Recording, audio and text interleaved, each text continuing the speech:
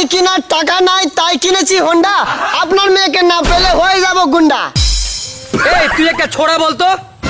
ছোড়া বলবো? গোলাপ ফুলের কাঁটা মোর বান্ধবী সাদা মাটা, ফেসবুকে তো রিপ্লাই দেই না।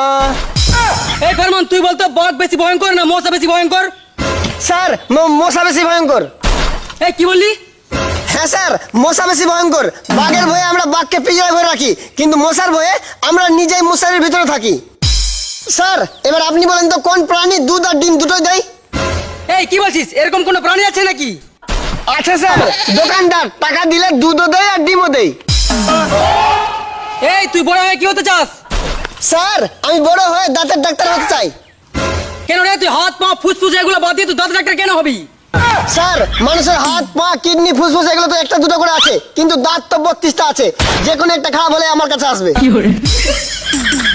স্যার বলেন তো একটা মানুষ 365 দিন না ঘুমিয়ে কি করে থাকতে পারে? 365 দিন না ঘুমিয়ে থাকা যায় নাকি? কেউ থাকতে পারবে না। না স্যার পারবে। কি করে? সে দিনে না রাতে ঘুমাবে।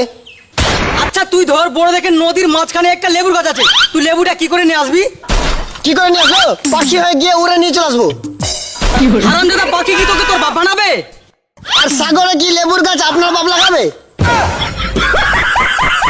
এই স্যার খুব তো আমাকে প্রশ্ন করেন, এবার আপনাকে আমি প্রশ্ন করছি। কর দে। একটা ঘোড়ার মাথা যদি উত্তর দিকে থাকে তাহলে লেজ কোন দিকে থাকবে? কোন দিকে? আবার দক্ষিণ দিকে? না স্যার, উত্তর ঠিক হয় নাই। মানে? ঘোড়ার মাথা উত্তর দক্ষিণ পূর্ব পশ্চিম যেদিকে থাকুক না কেন লেজ নিচের দিকে থাকবে। আচ্ছা বলতো বিয়ের দিন বউকে এত সাজাই কেন? স্যার পার্সাল যেরকমই হোক প্যাকিং তো ভালো মতন করতেই হবে। তুই গান শোনাতে একটা দেখি।